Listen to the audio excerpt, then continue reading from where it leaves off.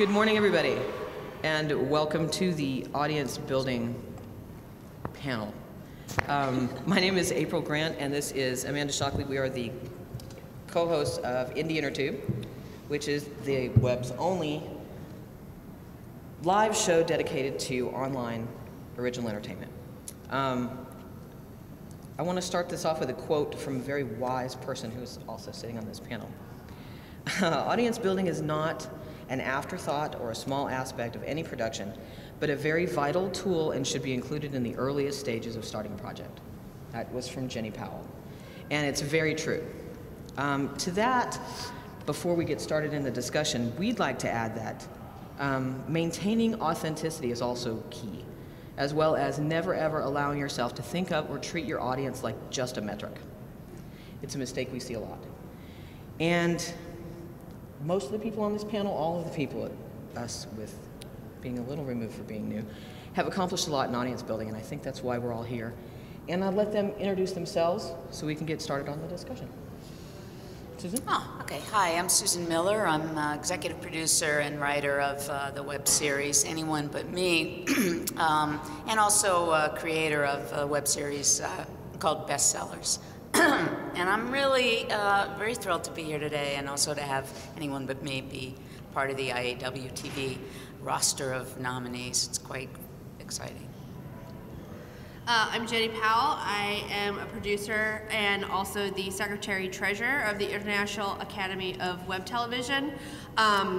My background is I actually came through the fan community of Lonely Girl 15, so when it comes to audience, I'm very intimate with it because that's how I got my start. I actually was a fan of the show, and then through that community that built up around it, the creators of the show actually reached out to me because they knew I had a background in film and television and actually brought me onto the show. So that's how it started, and since then I've worked on many web series, from The Guild to the most recent web series I worked on was Video Game Reunion, which also has the honor of being a nominee in the IAWTV Awards. My name's Gardner. I'm the creator, writer, director of Cell web series, which is here as well. I'm also on the board of directors of the International Academy of Web Television. Probably the newest guy up here. These guys are like, oh, they've been around since the early days. So I'm probably one of the newer guys out here. But following these guys really inspired me to get involved, and I've modeled a lot of what I do off of what they say, so yeah. And my name is Burnie Burns. I am the owner of Rooster Teeth Productions. We've been making online content since 2002. In 2011, we were the #8 most watched channel on YouTube. And I'm also the writer and director of our flagship show, which is Red vs. Blue, which is just about to start its 10th season of production. And just a quick note for anyone here who was hoping to see Philip DeFranco, unfortunately he had to shoot a show this morning, so he let us know he could not make it. So we apologize for that. But Mark is thrilled to have Mark. more qualified. Yes, I'm much more qualified. But I worked for Philip DeFranco, so I could kind of give you some of the thoughts he probably would have said. So. And it's very interesting, and we should take note that everybody on the panel, including Amanda and myself, are all IAWTV nominated this year. Wow. Yay. Yeah. Yes. Fantastic. Oh, that's your cue. So my first question, and a way to kind of kick this off for you guys, is there are so many tools involved in building an audience, and they're different for everybody, and the way that we measure our impact is different for all of us. Is there any one specific tool that you use to get started? You know, I feel a little bit like the prehistoric human who sort of made tools, didn't even know what they would be, and that's what we did. Anyway, Me is in its 3rd season, and we're actually shooting the series finale, which will air in the spring. But I think the first, as a writer, not necessarily having these producing tools, even though I was in mainstream television for quite a long time, what I really found was reach out, try to engage with the people you know first of all, and then I kind of did this thing of sort of, looking all over the web, sort of trawling the web to find who might be interested in the show we had, who might know someone who knew someone. And the biggest thing was was sort of getting the online journalists and bloggers to give us some attention. And that is just sort of a start, because the main thing, and the only thing as far as I'm concerned, not the only thing, but the main thing is, having a relationship with those people who jump in as your audience. And that's the measure for us, is like, do we get emails? Do they join our, and we had to have a website. That's crucial. You have to have a destination for them to come to, even before you get onto, wherever, Hulu, Blip TV, Coldcast, what am I forgetting? YouTube, of course. But you don't want to just go out there blindly. You want to have a little bit of, I would say, headwind to get you where you're going. Anyway, I will have time to continue on with that. I want to hear from everybody else. But we have, just to say, starting the first day that we launched on Strike TV, we had 500 views, which we were thrilled with, because who knew us? And when we aired our first episode of season 3, we had 50,000 views that first day. So it takes time. You have to stay in it. You have to want to be in it for the long haul.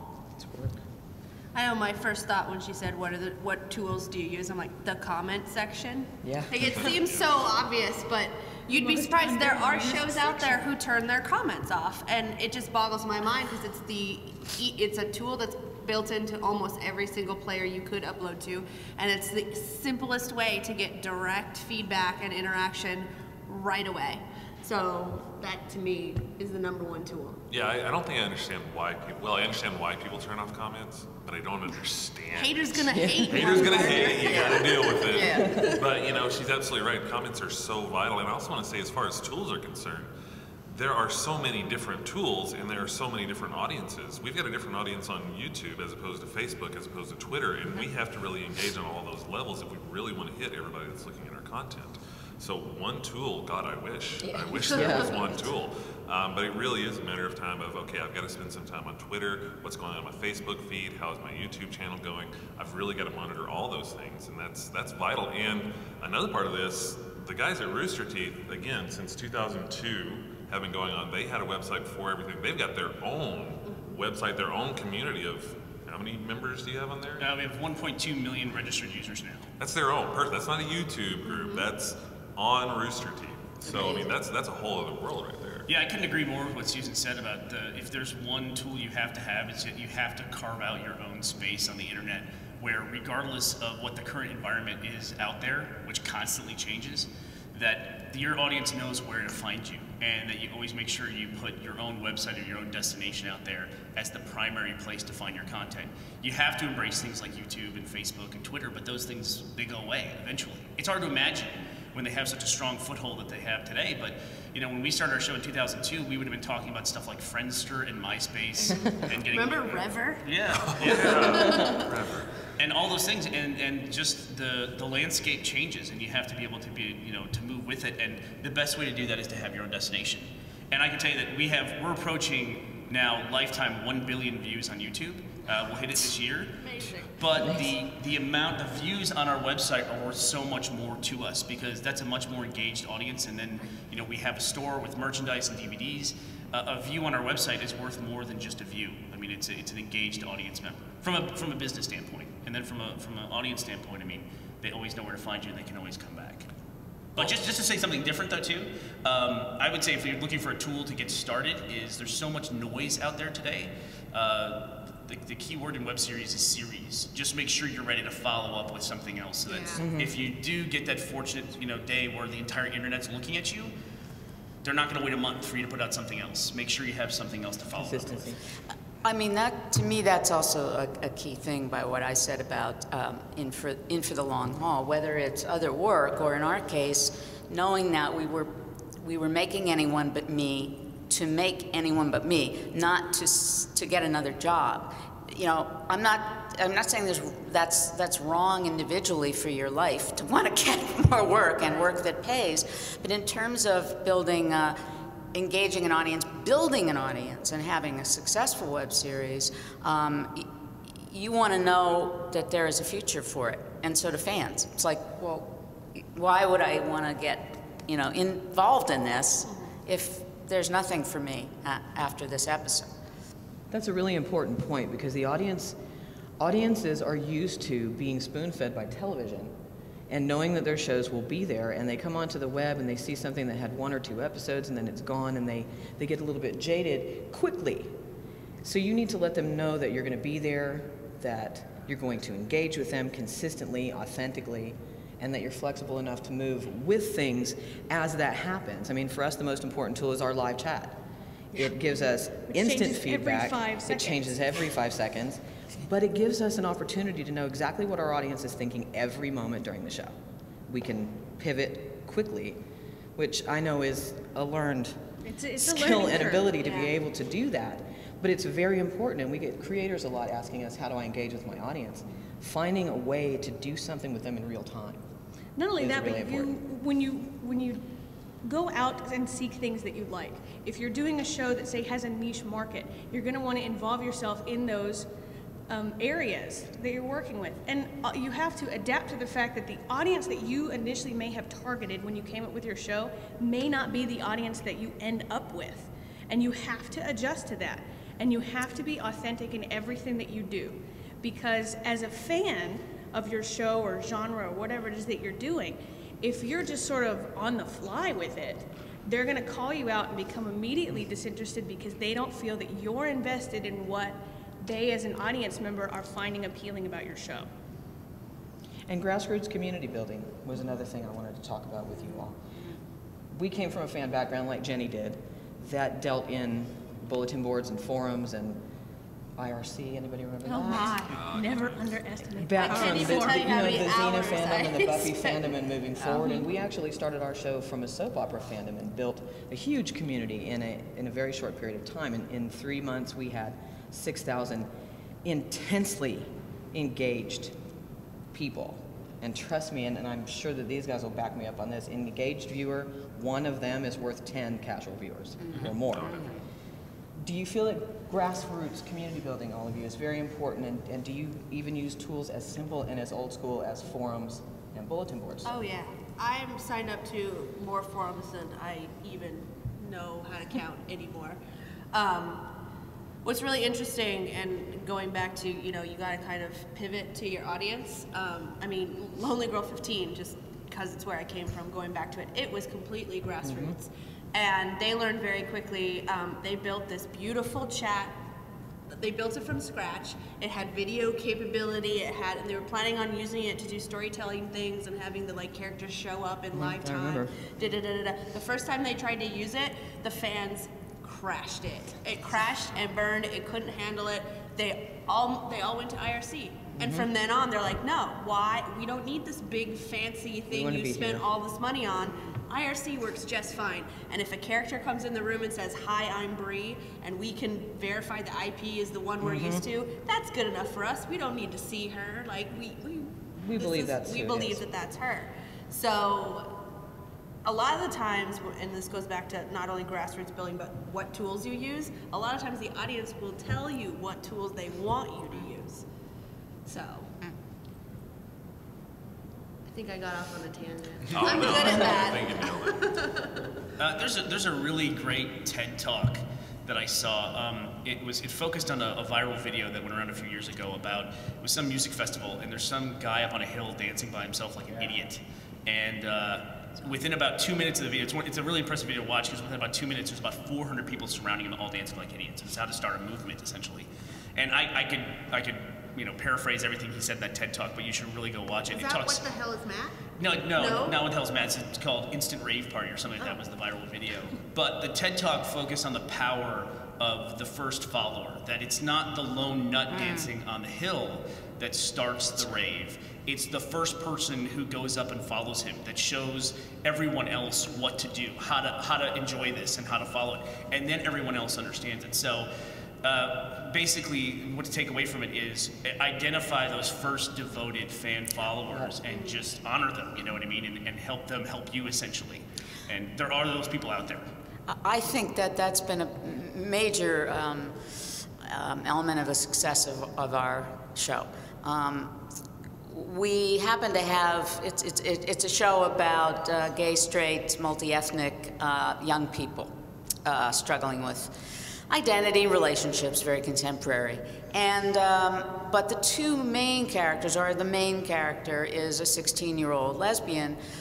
And although the relationships seem to be ageless, they seem to be accessible to both sexes and heterosexuals and gay people alike, the fact is that it's an underserved, I won't call it a community, but population that is dying to see, you know, work that reflects their lives that also isn't Gossip Girl-like. Not to put down Gossip Girl, believe me. But we soon got invested with the gay online press and certain people who wanted to promote us. Kate Clinton, who was a comedian and very popular with the gay community. And although we get emails and letters from all kinds of people and all over the world, the audience that is most passionate, it seems, about the show, and it's not young necessarily, okay? Even though this is about high school, no one is ever over high school. You know, we're still in high school. And so you get people writing and saying, I wish this were around when I was young.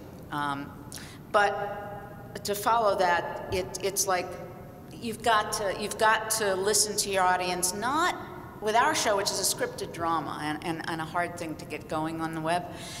Not listen to them in terms of writing your script according to what they would like to see, but listening and playing and engaging with them, at least now on Twitter and Facebook and so on. Sometimes we've had these sort of fun arguments. You know, they've taken sides with, you know, this romantic coupling and that one, you know, and had T-shirts. Those, I can attest to that. And those are the kinds of things that you have to just know to hop on. Yeah. Okay, you know, they started it, but we're gonna run with it. Yeah. Well, that goes back to the word that Burnie used that is extremely important, and all of you have touched on it, and that's the word invested. Mm-hmm. An invested fan can grow your show's audience without you ever having to do a thing except talk to them. Well, and I think the thing to remember about that invested is it goes both ways. You can have a fan that's invested in your content. I think personally you need to be just as invested in that fan. Exactly. You've really got to take care of the people that care about your work, and they will spread the word for you. I mean, I don't think anybody up here has been in a situation where you had a fan say, oh, I love your show, and you're like, eh. No, that's not the way to do it. You really have got to say, oh, great, talk to me about it. If you really start to engage, then that builds loyalty, and that loyalty is going to spread to other people. It's just like Burnie said, once you find that one person, that's where it starts to spread out. Mm-hmm. And when they really engage, I love what Rooster Teeth does with their fan community. They put out a video the other day. It was one of their Achievement Hunter videos where they did the Connectimals. I don't know if anybody saw this video where they did the Connectimals, where they were showing the Connectimals. And it cut between big trophy hunters. They're like petting a lion, all of a sudden the lion attacks him, it goes crazy. Huge hit, millions of views instantly, and that same day they had a t-shirt out because the fans were so all over that content. They said, here's our t-shirt. It was great. One of their fans in their community became the face model for somebody in their show. I mean, that is the ultimate engagement, and there's a reason they have 1.2 million people on their forums who are active and engaged with their content. It's that kind of loyalty and investment in the fans that does it. I think most of our hires at Rooster Teeth have been from our fan community. We hired our comic artist, Luke McKay. We hired from, he was doing drawings on the site, they just started appearing as people's avatars, and they just went all over the site. And so he ended up being our comic book artist. And then Barbara, who we just hired, she's our new community manager. For 6 years, she was the #1 user on our community site in the ranking system. So it just made perfect sense. Here's somebody who understands our community, understands what we're trying to do, and she's embraced by the community. So and now she works for us. I mean, it's interesting. I want to hear about all of these. I really do. Obviously, the size of your operation, so to speak, is going to vary, and it's going to. Hopefully, it will grow. Maybe not, but I mean, it definitely is. In our case, it's just Tina and me. Obviously, a production crew, but it's us, and so. It's really a 24-hour, it's a job. No, it goes through your sleep as well. And so there are many ideas that you have that maybe you yourself don't have the time to get out. But, if you do start building that fan base, and if you do, like we have a wonderful person who started a fan club. I mean, she's beyond, and she's in the UK. And she made some T-shirts, and she has a wonderful site, actually, and blog. So, I mean, there are ways, but it's not easy. I mean, I'm just to say, if you're, in our case, to write the Tina directs and produce, and maybe get an intern the second year, we thought that might be a good idea, But to not do that would also be a real loss for the potential of your show. And I can say this in retrospect, being now at this point in it, because I hear these ideas and I'm like, that is so great. If only. So keep note of them. Well, there's one other thing you said earlier that I want to touch on as well, which is it's the big difference between chasing the audience you want and growing the audience you have. Yes. It's one thing to say we want to go after this certain audience, and that's how you usually start with any kind of show, but you might find through the process, and there's a lot of metrics involved with online content, that your audience is not who you were targeting, and instead of trying to go after the audience that you wanted to begin with, it's better to see who's watching your show and then grow that audience. That's right. Well, you said something, and for example, we also got the soap, the indie soap audience, and someone asked once, well, are you really a soap? I said, I don't care what you call us. I mean, just sure. And you're hey, watching, soap fans are really. the most invested fans in the world. So, if you can get soap fans to watch your show. So give us that group as well, please. Well, your audience will make or break you, no matter what. They will. And there is no magic number. There's not, anything, any program or whatever that you can use and do and say, yay, I have 1,000 followers. If you have 50 devoted followers who will do anything for you, who love your show, who engage with you, with the power of the internet right now and everything that we have available to us as audience members and fans, there is no middleman. I don't have to go through a PR person. I don't have to go through a fan club if I don't want to. I can talk directly to each one of these people at any point in time through a multifaceted of programs and websites and situations and get instant feedback. And Susan and Burnie both touched on something, and we talk about metrics and we talk about who our fans are and how you measure your fan, and we talked about this before the panel, how you measure your impact or the impact of your viewers can be totally different across this entire panel. How we all look at that is different. Sometimes it's about numbers, most times it's not. Having a huge fan base or millions of hits doesn't necessarily guarantee financial success. Not having any hits will guarantee financial failure. You need to have people watching your show. But I'd like to know how you all measure the success of your audience building. And to start that off, I would say for us, because we're a live show about them, and we are connecting fans with them and with their shows and trying to help people kind of find this space. We're a tool for y'all. We're a tool, really, not in a bad way. Not in a bad way. Tools. But we really kind of measure our success and the success of our audience building on when Susan emails us or Mark calls and said, you talked about us yesterday and we had a huge bump. And that was big for us because we said, well, we may not be able to look at our hits and know, are they listening? Are they watching? I mean, we have closing in on 200,000 listens on our podcast in the last year and a half. But we really know when somebody tells us that you got a hit. So how do you all measure the success of your audience building? For me as a producer, because a lot of times it's less about, and it has grown this way over time, it's less about whatever show I'm working on, but more about what is Jenni Powell working on. Like, I have this weird thing, because I've been through so many fan communities, that Jenni Powell is weirdly a brand in itself. You're the Jerry Bruckheimer of web series. Just own it, Jenni. She is. That's just... So, as a producer, and because my job is like, I feel like my job is fixing things, making things happen, my measure of success is, did somebody ask me for my opinion on something today? And was I able to help them?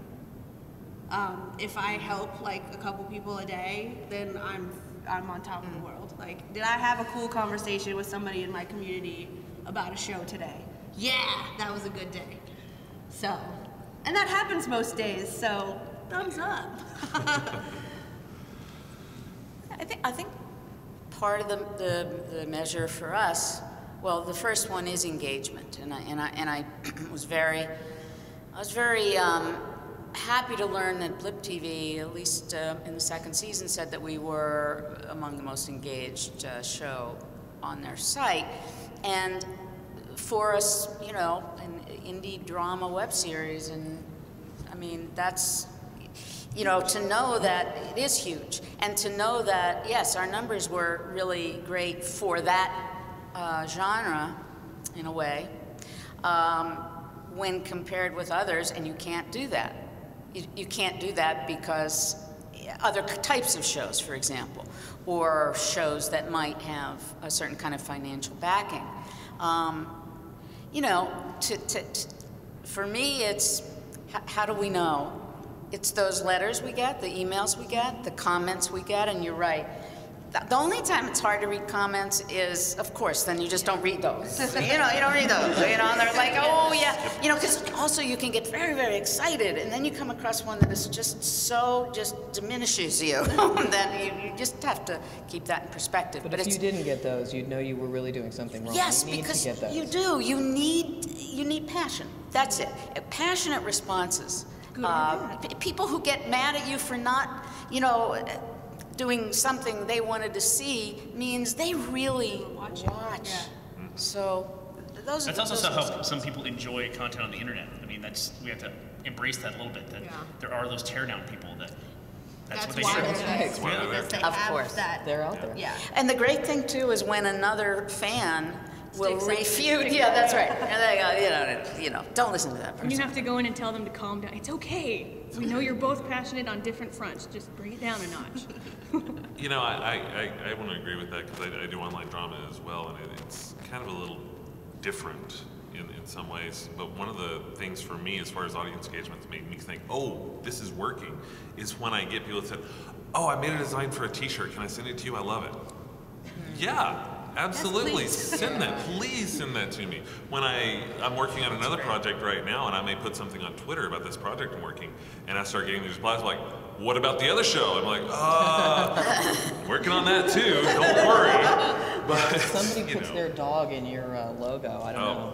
I don't know what's going to happen. I don't know what happens there when that happens. But yeah, the fact that audience is to that point engaged where they're willing to take their time and make something, create something, whether it's fan fiction, which we've got some fan fiction on my show, whether it's videos, some people have made videos about the show, some people have made T-shirts, whatever it is, they care enough about that audience and what we've done to take their time, which is more valuable than any dollar, their time to make something about it. To me, that's when I think, okay, this is working for me. We're doing something right at that point. You know, Mark just actually made me think of something I've sort of neglected recently, and that is the fan videos on YouTube. People put together a collage of the show, they put music, they do things like that, and the first ones that were done just were so amazing to me. They made me weep, really. And recently, I just checked out something else, and I saw, oh my God, there are many, many of these, and people watch them and comment on them, and I don't know, there's just something really touching and beautiful about that. I mean, you know, when all is said and done, there are a couple ways to look at this. Audience building, obviously for the success of the show, and ultimately for, hopefully, a way to make this financially rewarding in some way too. But then there's the other aspect, which I will, you know, never forget in my whole life, whatever I do next, which is this human element, that one person, those 5 people, those 100 people whose show, whose work that you've given them, this work that you've given them is part of their life. And that's amazing. So who wouldn't want to build on that? Burnie, what is it like being as many seasons in as you are? You're 10 seasons in now. Well, to have the audience take such ownership of your show as they have. Yeah, I don't know if I'd have anything exciting really to add to the conversation of measuring the audience, just because I believe in the basics, the building blocks of internet metrics, which are views, you know, comments and shares and things like that. I mean, it's, I'll give you a good example. In season 8 of the show, we decided to change up and evolve the show and start including more custom animation, and we hired a team of animators and started doing motion capture. And that was a big change. And there was that section of the audience, which is sometimes the core section, which is like, this is not what Red versus Blue is. They tell you what, you know, the show is to them. And it was a big risk. And when you take a creative risk, those voices can seem a lot louder than usual, especially with something that's working well. But when I stepped back and looked at it, the episodes that had those animations had 5 times the views of anything else around them. Whether it was the initial controversy or what, people were watching it and they were more engaged in it. And when you're in the 8th season of a show, that's a big deal. And I love the web. I think, I don't believe that the web has to be like other content. I don't have to be like theatrical content or like television content. You can change things up and do things differently. We did an end of a season where we delivered 5 different episodes and just didn't tell the audience we were going to do that. They got it randomly. And you can't do that on TV. You can't deliver 5 different episodes of a TV. And we wanted to embrace the interactivity of the web, and we didn't tell them. So they're commenting in the comment section, and they're like, oh, and this guy did this or this guy did that. And I was like, what the hell are you talking about? That wasn't in this episode. And then they slowly pieced it together and had fun with it. So in looking back now that in season 10 we made these changes in season 8, you can stay with what's working, and eventually what happens, it just becomes stale, and then it'll die on its own. Or you can evolve it and change things up and keep it going and give something a new life. And I mean, last year we had more views than any other season of Red versus Blue, which was great in 9 seasons. Amazing. So, you know, and aiming for season 10. So it changes over time. And so some of these things, when you're building an audience, some of the things that you do are different than what you do to maintain an audience. And it's just it's a long play kind of a thing as opposed to getting started. I mean, I love what you just said too, that change up. One of my favorite comments, I think this 3rd season we did something with time, and we did something on 2 coasts. And I mean, in a way, we sort of let our audience know we were going to play with things from time to time, like the fantasy episode that began season 2. I call it a fantasy episode. You know, at first, a lot of fans were like, what? What's up? You know, it's like they've never seen that before. You know, someone is talking and then they turn around and they're wearing something else. You know, it's funny. It indicates something.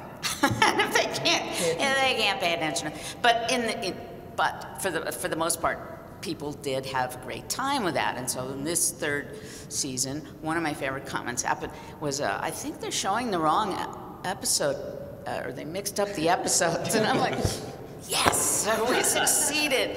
But I mean, you know, I think what you said though about being able to play like that and take risks, and you don't have the middleman, you don't have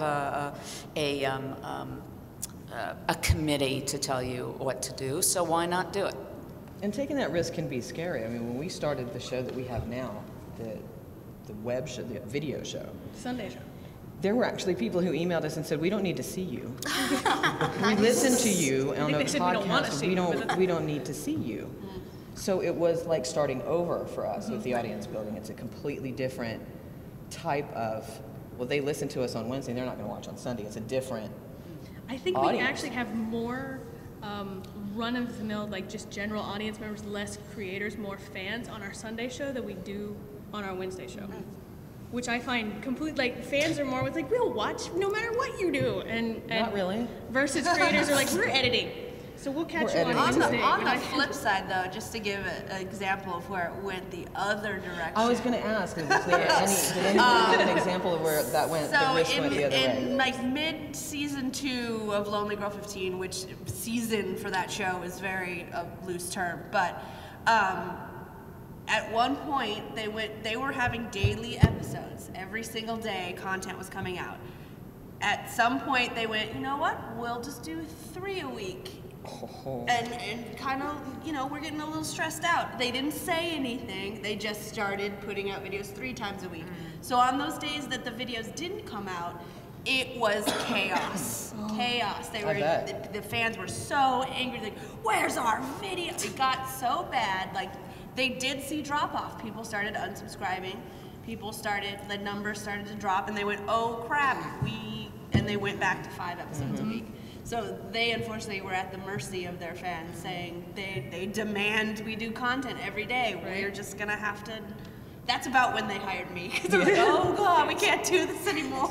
And when you do something like for somebody who does their videos like on YouTube every day, 5 to 7 days a week, when you do change it up like that, like you say they go chaotic, in that instance, for your audience, you almost have to we're taking, just drawing it back a bit. Just tell them. Just tell them. Their biggest mistake is they just didn't say anything. Yeah, if they had said it, it probably may have gone over a little better as a whole. Yeah. But that's the other thing, you can't also assume with your audience that they're going to know everything that you're thinking in your head. If you do 5 shows a week and you're going to add another show, tell them, let them know, let them build up excitement. And for be that. prepared for feedback. I know that we've had direct experience with the feedback from Mark's show, because when Cell was in its first season, he made the mistake of uploading his show on the same day we did our podcast, literally just a couple of hours ahead of time. Sorry. And our chat room was absolutely filled with the fans of his show freaking out and letting him know if they liked it or they didn't. I changed my time. I adjusted. But how did you deal with that direct, intense feedback right after you uploaded your show? I changed. Well, there you go. Well, I changed as much as I could. In this case, it was something on a technical side so that I could change what I was doing. It was a matter of when I uploaded. That's easy for me to change. I get my edits finished earlier, I can upload a little sooner so that people have time to watch the show, blah, blah, blah. That's great. In my particular case, we shot our entire first season as if we were shooting a feature, really. We shot the entire thing. We were cutting it. It was all done. It was in the can. So if I were to get some feedback in episode 3 saying, I really don't like the way this is going. Oh, well, have fun. We'll see you next time around. So, I mean, there's a certain thing to do. In a different type of medium where you are constantly updating, if you've got a turnaround where you're doing a video every day and it's fresh every day, if I get feedback on a Wednesday, then I do have that ability to change and make that adaptation on there. In this case specifically, the audience said, we want you to do this. I'm on it. We'll do it. We'll change it.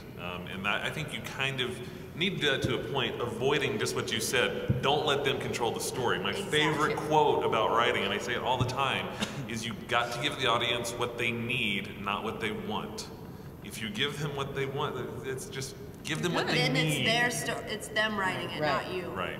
Yeah. Did the intensity of the reaction to your show shock you, and has it Episode shocked 10 all must of have- you when you get those intense reactions?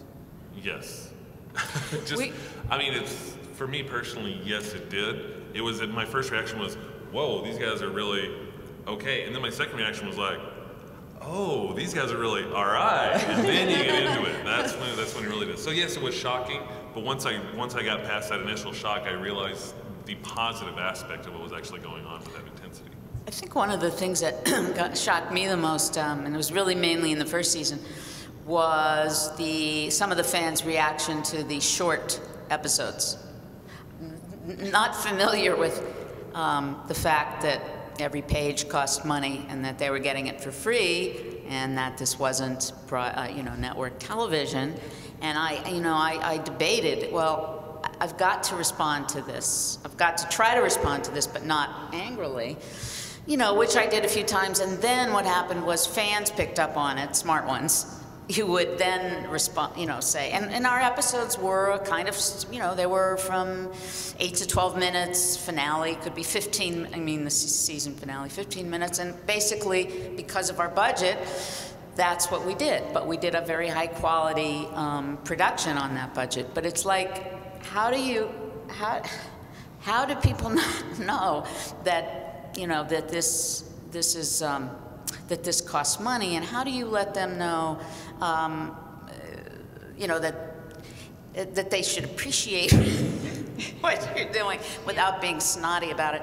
So that was a little bit hard, and even I think last season there was something where actually, because the episode was, again, it had to do with that, and calling us lazy because we didn't produce longer episodes. That was a very hard one to respond to, so I just did not. But, or did I? I don't know. You go check it out. But, you know, when you want to say that these people that, in all of us, this is the case, I know, are the hardest working people, you know, they just work their asses and their hearts off. And I don't know, do you think that is part of people being used to seeing things for free? Is it a generation? I don't know if anyone has any thoughts on that, but it's, you know, I would sometimes also write and say, we'd love to give you hours worth. You know, we'd love to give you more, but it costs money. Burnie, you have an intense fan community. Yes. Gamers are intense people. Mm-hmm. And how do you deal with their reaction to your show? Have you had intense reactions on both sides that shocked you? Sure. And you know, we talked about, you know, those people who sometimes will just show up to kind of tear things down, and that's what they do. But I mean, it's part of the engagement of the audience. I always say, like, good comments, bad comments. The worst comments that you can have are 0 comments. I mean, that's how you. Yes. That's the scariest thing that you can see, is when you put something up and there's just no discussion about it whatsoever. I mean, after a while, you just kind of embrace it. You have to really not focus. There's a temptation when there's a negative comment that this is the smart person, right? And there's like all the people write, I liked it. And then there's one person who like will pick it apart detail by detail. That seems like a more intelligent comment. And you have to kind of get past that when you're first reading through your comments. Likewise, there's a ton of people who show up to watch content that don't make a comment, you know, and that's a big part of your viewership. It's probably 95% of the people watching don't take time to make an account and comment on anything. And usually if they like it a lot, they're not going to stop and say, I like this, you know, that's not typically what they do. And so you just kind of have to get used to it. I mean, I'm a sci-fi geek myself. I'm used to tearing things down that I enjoy anyway. You know, if you look back in time 100 years from now, you would probably look back at everything that was written and think that the Star Wars franchise was the most reviled franchise in the history of science fiction. And it's the most beloved. It's just that that's part of what the audience is like. And you just have to go through and look at it and just, you know what that's worth. You have to weigh them, learn how to weigh them accurately. There's the one other thing about audience engagement too, at least with our show, a non-animated drama with actors, is how people become engaged with the actors playing the roles. And in our case, and I knew this going in when we were casting, I was like, if we cannot find the chemistry in the right cast, we don't do this. And those kids, some of them, really took off. They were about a year out of college, so we grabbed them quickly. But it's a combination, obviously, the characters that they're portraying and the actors who are doing those jobs. And we, you know, got people wild over some of them. And so that's another thing that pulls people in. So if it's, you know, gamers, I mean, each show has its pull. Now you have to be doing a good job, obviously, to get them all. But in our case, it wasn't the genre of the show so much as these people and the actors who embody them are relatable. Yeah. You know, and we had those actors because we could and because they were willing to, you know, to write and to, you know, exactly. Yeah. And I'm in an interesting situation where my show is somewhere in the middle. My show, Video Game Reunion, because I do have live actors but they're playing video game characters. So we had a very interesting community where there was kind of this merging of people who wanted to engage with these actors playing these characters, and these really rabid video game characters who would track the actors down and like confront them, like, well, Link wouldn't have used that sword in that scene, and they're like, I'm not actually Link, I'm Woody Tondorf, I'm just a person like you. I'm not actually a video game character brought to life. It was a really large cast, and it was all different levels of, from people like Woody Tondorf, Craig, Frank. And it was all actors who engage the we audience had a as nice well on Facebook and Twitter and all of that. because some of them, like Amy Bloom, who played Samus, which is like, hello. People are crazy about that video game character. She'd never played video games, and she wasn't on Facebook or Twitter. And she was just like, what have I gotten myself into? And now she loves it. She's just like so into it. But there's levels of, when you bring professionals into this space, there is a level of education that needs to happen on their side so that they understand what you're bringing them What you're getting them into. what you're getting. All of you deal with getting your actors, because this is really important when it comes to audience building too, especially if it's a scripted drama or comedy. Because of the lack of that middle. Right, and man. to engage that audience, having the actors part of your social media, especially outreach, is very important. On the forums, on your Facebook, on your Twitter, or on their own. How do you deal with getting them, encouraging them, teaching them to engage with the audience in that way? Is it difficult? Yes. I knew Mark was going to Really, say you guys find that you have trouble with that? Oh, yeah.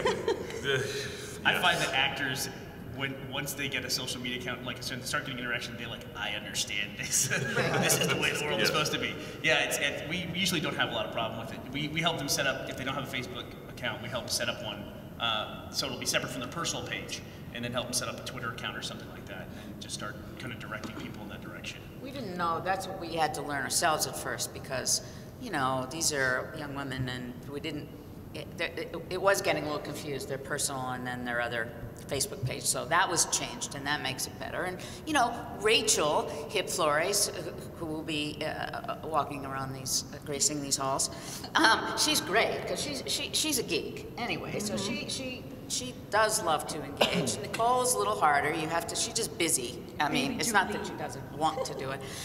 I was just thinking about something, and the actors made me think about this. Maybe you all realize this, of course, but I don't know what you call it. But yes, the supplemental things you do, the additional video you do.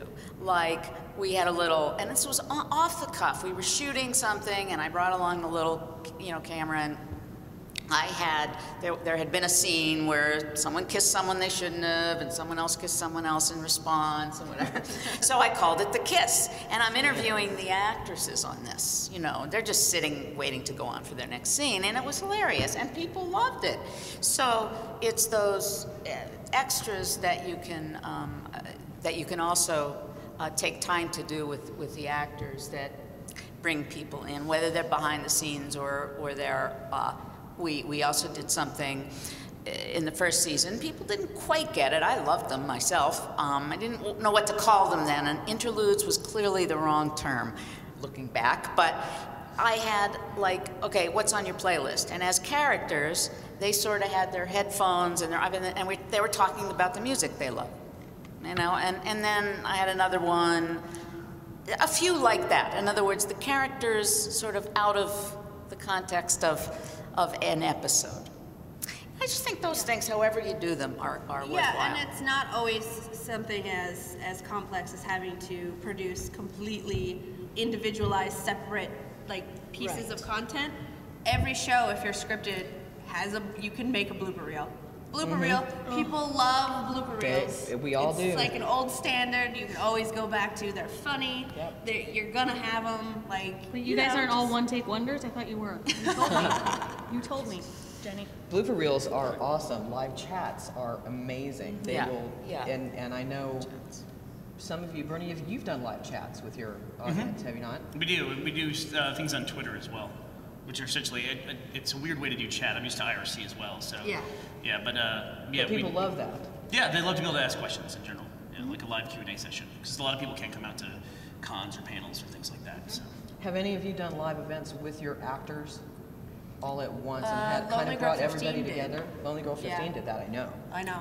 Huge, complicated, complex ones that were insane that I don't think you can even get away with anymore. Like, they never had releases, they never had, like, they just went with it because before that, no one had tried to do that.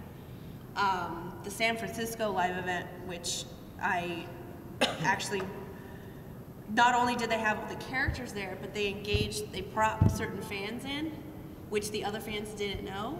So it was so intricate and well put together. And yeah, like I said, I don't even know if you can get away with something like that anymore. You came from the fan community. We're all fans of something. I mean, we're all fans I of think Burnie everyone show. is a fan of something. You need to connect with that inner fan. And that's kind of a core thing to do when you're creating your show and you're thinking, and we hear it a lot, how do I find them? How do I talk to my audience? Well, how do you want to be talked to? Think of yourself as a fan first and imagine how you would want someone in this space to interact with you. Don't forget that we're all fans of something. Right. And I know one of the things that we always say is that your content, no matter what it is that you do, is a very key element. However, your audience is the king. No matter what or where you do, how you do it, your audience makes or breaks everything that you do. And like Susan said, and Mark too, you don't want to change your content, but you need to know they're there. And before we open up to questions, I have one more thing I'd like to ask the four of you. And Jenni, this would start with you. Okay. I'll stop Stepping texting outside of Tony your Robbins own with- show for a second. Okay. Step outside of your own shows and talk about how we can use our individual fan bases and audiences that we've built up to help grow the space as a whole and bring more viewers to, you know, content online, web series, scripted originals, whatever you want to call it. Well, I think at a very basic level, if you're having these engaged conversations with your audience, you know, I watch tons of other shows. So if I have a fan who's like, gosh, this is amazing. I was like, oh, do you like Video Game Reunion? You'd love Legend of Neo. Like, you should go check that out if you haven't seen it. And I do that all the time if I'm in a chat room or something. Like, your show's so great. I was like, oh, yeah, you want to know some shows I like too? Like, check out these too. And I know other shows do that for me and for my shows and vice versa. So if we could just keep building on that, like you said, we're all fans of something, and a lot of us are fans of other creators' work in this space. We're already having these organic conversations, so don't be afraid to, instead of thinking, oh, I better not let them go and get they're gonna take my views to there. Oh, yeah, that's, I still hear some people every once in a while that think that this is a big competitive space.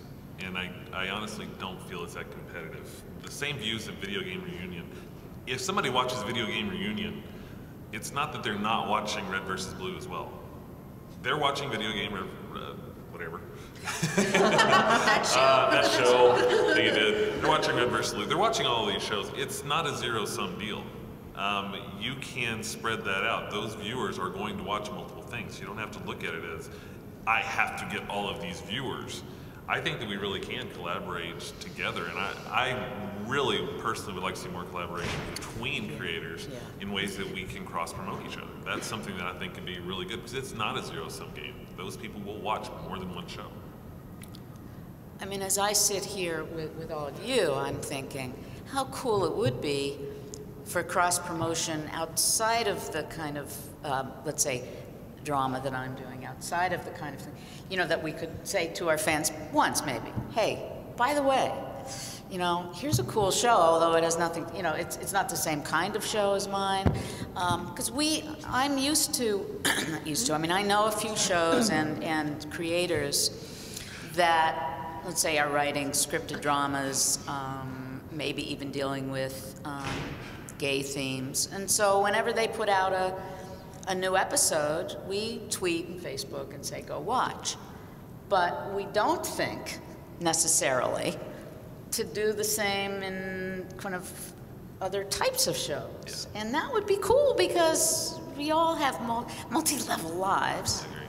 Hey, I have a proposal, because you just made me think of something. Since Rachel is here and since Kevin McCarthy from Cell is here, can we shoot Kevin kidnapping Rachel? Can we? Can we? Oh my God. We'll talk more. Let's talk. Really. Burnie, how, and to get, I want to get your thought before we open up for questions about cross-promotion and building for the space. I think the best thing we can do as a group is stop treating web content as though it's a stepping stone or a calling card to other forms. Amen. Thank you. It's a viable alternative. Everything we're talking about here is audience building. And once you start to build an audience, what you will see very quickly is you don't want anyone between you and that audience. And that's the true power of what delivering online content is. There's literally no one between you and your audience. You won't want a distributor in there, you won't want a studio in there, you won't want anything in there. And if more people engage in audience building and they see the power of that, it's really, really gonna change things. And a lot of people still, in what we do, are looking that direction and looking back towards traditional media, when if they stop and pause and see where they are, they'll see the entire world is running in this direction where we're standing. And you have to embrace that. It's one of those points in history that don't come along very often. And if you're in the right place in the right time and you embrace it with the right attitude, you can destroy. And I just wish more people would do that. Great. Be proud of the space. Agreed. Embrace it. Yep. We'd like to open it up to questions from anybody. If not, we'll just keep If talking. not, we'll just all keep talking. Are all of you based in Los Angeles? No. No. No, this is actually a very diverse group. So We are based in Right now in two British different Columbia. countries. We're in Florida and in Victoria, British Columbia. We go to LA once a year. We shoot, I'm in New York. Our show is based in New York. I like considering Florida a country for some reason. Yeah, it is kind of a country unto itself. I'm based out of Austin. And we're both in Austin, oddly Both, enough. yeah. Yeah. And Mark and I met through the IAWTV. We just started going to events, and when I joined the IAWTV, he was already a member of it. And I learned about Mark through this organization, this international organization. Here we are in the same small town in Texas. We never met. Small And it town. really is international. You can't assume that every show that you see, no matter how good the production values, no matter what the content is, you can't assume that it was done in traditional Hollywood. although I am in Los Angeles. Although you are the Hollywood lady. If you guys wouldn't mind coming to the mic, mic? just so because we're filming, That's my fault. I didn't even see okay. the mic there. I'm short and I can barely see over the We're gonna podium. make you work. That's what. Okay, I apologize, I actually arrived a little bit late, but if each one of you could say what you thought was the top 5 tools that you would use to promote your online web series, what would you say those would be? Just very simple. It's a little bit of a recap. I said earlier, one of the most important things is you're going to have a day when one of your episodes hits or something, and you're not going to know when that's going to come or what caused it. Just be ready to have other content to go. Don't expect the audience to sit around and wait a month for your content to show back up again. Yeah, the library is important. I had coffee with someone the other day who was very excited about a project they've got. And it sounds like a great project. They have 3 episodes, and that's it. That's all they've got. And I'm like, okay, you can work with that, but I think that's vital. I mean, specific tools, again, it's hard to say a tool because you've got different audiences scattered all over the internet, whether you're using Twitter or Facebook. They're all vitally important to get that certain audience, because a lot of my Facebook followers have no idea what to do with Twitter. So if I spend all my time on Twitter, I'm missing them, and vice versa. So really just all of these different social media outlets. And the thing to remember about that is what Burnie said earlier as well. We're talking about Facebook and Twitter right now. They're gonna go away. So you've got to make sure that you have your own portal. You have your own destination where people can come to, and that way, as technology changes, it will all revolve around that one portal that you have. I also think Twitter's garbage. Twitter to me is personality driven. It's not product or anything else driven. I mean, they just want to engage with people on Twitter, and people don't leave Twitter. People don't leave Twitter, and they don't leave YouTube. They just don't. And Twitter's mainly, I think Twitter's evolved mainly to a mobile product too. But the good thing about people not leaving YouTube is at least they're there to watch videos, True. But they will not, people will not leave YouTube. They will not. And Twitter's work. It's all work. Twitter is work. This is a job. No matter any way that you look at it, you have to engage almost 24/7. Like Susan said earlier, you will sleep and dream about it. And thinking, okay, I know that as soon as I get up, I have to do the people who are on Twitter. I have to talk to the people who are on Facebook. I have to go and check my comments. I have to go and like and share other videos so that my viewers can see those videos and cross-comment. I also have to make sure that everything I'm doing on my website is relevant and that it's up to date and ready to go, and if heaven forbid if anything goes down, because it's going to be chaotic. Your favorite tools, Jenni? Like I said, just basic comment section, whatever that takes form for you. And just have a place where the fans can go and talk to each other around your show. And a lot of times they'll let you know, like the example I was using of, you know, they built this big fancy chat room, but the fans went, no, we don't want that, we want IRC. That could happen. Let go of what you had before. I know another really good example of that is the show Valemont. When it first started, it didn't have a place like that, so the fans made it. They built a forum themselves, and then the creators of the show went, oh, awesome, they did this. And instead of going, oh, they want that, and built something separate and tried to bring them, they actually went to the fans and said, can we take what you built and build it into our already existing site? And they were like, heck yes. That's cool. Susan, I would say, yeah, a couple things. One, be in it for the long haul. You know, this is not if you're in it to just show one thing to move on to somewhere else, and I think Burnie said that too, then there is no way to build. The other thing that we didn't really talk about at all, but has helped us enormously, is to have a relationship, if you can, with the kind of press that we now do with some sites like After Ellen, She Wired, you know, Tube Filter. These places now, especially after Ellen initially, they will stream us, and their fans are synced in. I mean, and all I have to do is write to them now and say, hey, this is happening for us. Could you give us a little buzz? And they do. You know, it's reciprocal. Yeah, we do interviews, and we also make sure to retweet or post some things they put out that are important. I don't do it very much, but some of which. So I do think it's important if you can get a blogger or online press to you know, give you some attention. More the ones that are going to go to your audience. I mean, Tube Filter is an industry. But before I forget, going back to your specific question about a specific tool, if you're on Twitter or anything, please use a Twitter client.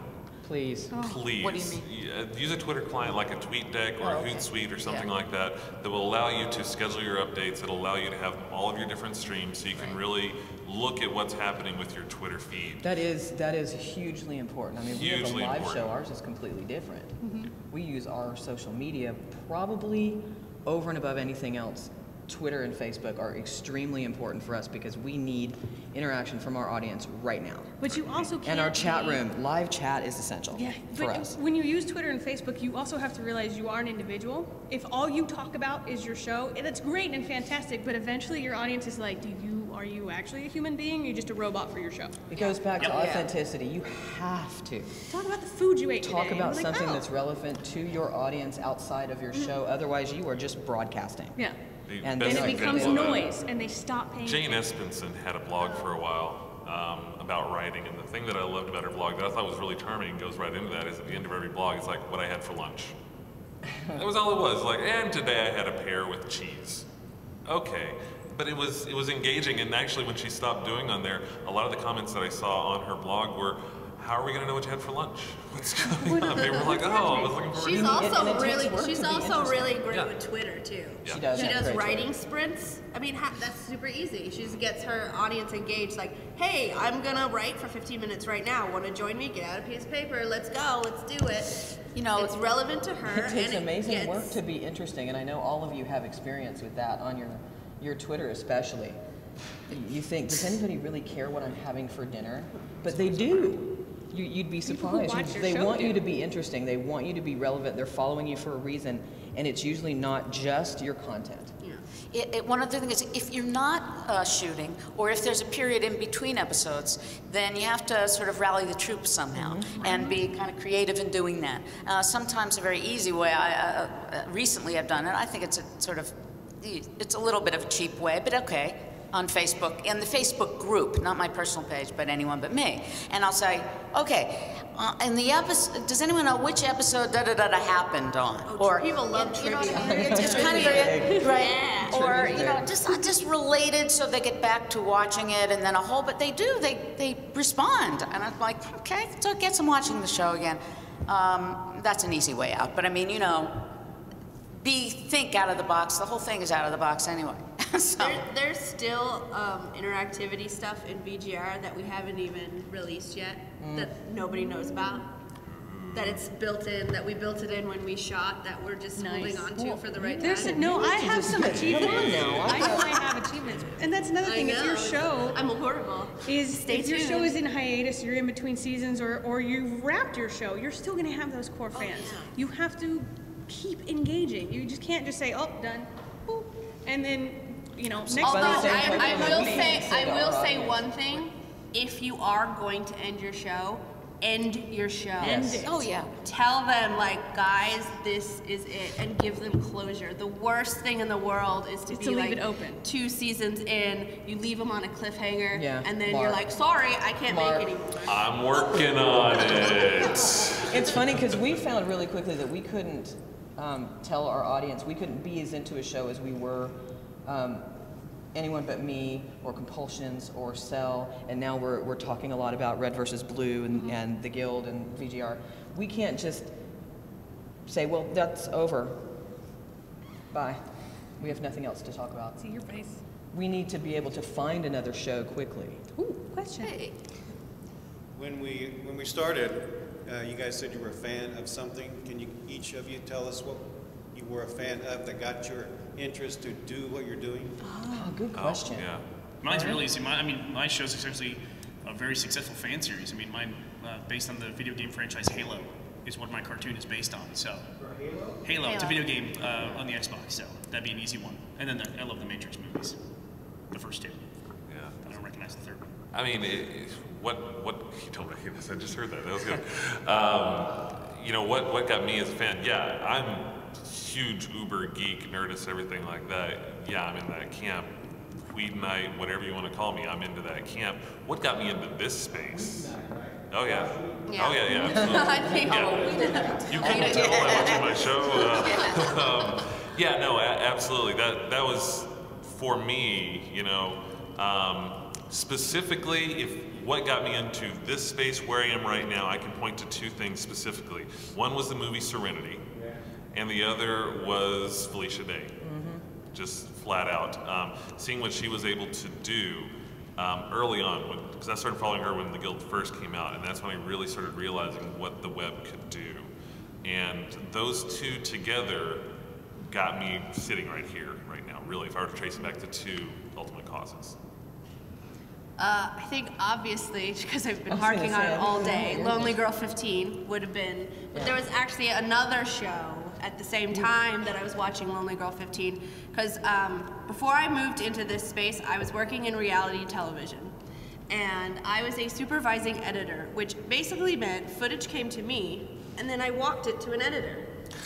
That was my entire job. So when there was no footage coming in, I was sitting at my desk and I would watch a lot of internet video. I would watch Phil DeFranco, was a huge, like, I watched him every single day. Lonely Girl 15.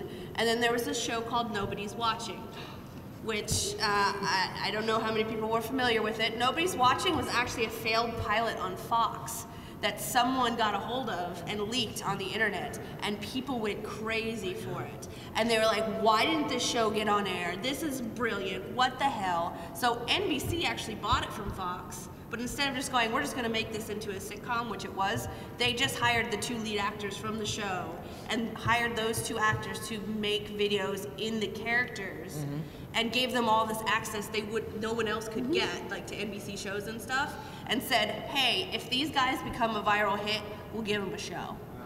And I was huge into that. Like there was the very first video they had, there was a phone number at the end of it. And I'm like, that's not a 555, that's a real area code. It worked, it worked. You could call it. Cool. One of them would have it, if they happened to have it, like they would answer it. And like by the time like they answered it, they're like, oh, Jenni Powell, yeah, I know who you are. Because they were running the forum themselves. Everything, all the interactivity they did was them. And that was like, yes, this is where it is going, and I have to be a part of it. I'll answer quickly because those people are coming in Yep, I think to we're take almost us at the end off. here. I had never seen a web series in my life. I didn't know what one was. I had written for The L Word and 30-something as a supervising producer and as a playwright. I was just at the right moment, to want to do something where I would be part of all of it, the writing, the producing, all of the creative aspect of a show, and I just thought the time seemed right for me, and I jumped in and learned as I went along, and now I watch all of these shows, and but for me it couldn't have been a better time to do it. So. And we'll answer it quickly. I'll answer for both of us because I know what we were watching. It was 3 shows specifically that got us started in this space. It was Felicia Day and the Guild, it was Burnie Sue's Compulsions, and it was a little-known web series that was very short, called Girl Number 9 out of the UK. I love that show. And we got hooked and couldn't stop talking about it, and our soap podcast changed into a web series podcast 2 years ago this month. Yeah, girl. And we really have to thank these gals for the show they have, because there's nothing like it. And Well, we do it for you, that's why. Well, We do it for you. Our metrics aren't for us, they're for you guys. That's, we It's lose the money most over fun you. ever. We get to use our journalistic and community building backgrounds to build their audience, and it is a blast. We couldn't do stuff and be fans of better people than the 4 that you see on this panel and the other creators that are here. Thank you, Thanks. everybody.